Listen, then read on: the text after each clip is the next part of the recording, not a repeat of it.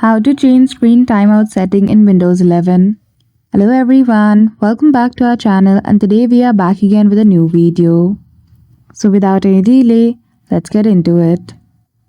For that, firstly open Settings application. Simply use Windows plus I as a shortcut key to open Settings app.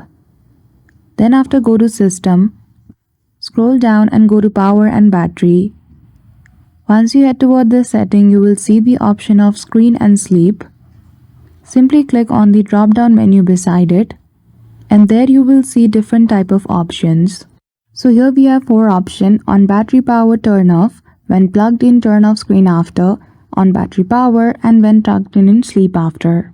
So simply go to the drop-down menu beside each the option and then you can simply change the timeout setting. So that's it. I hope you found this video helpful.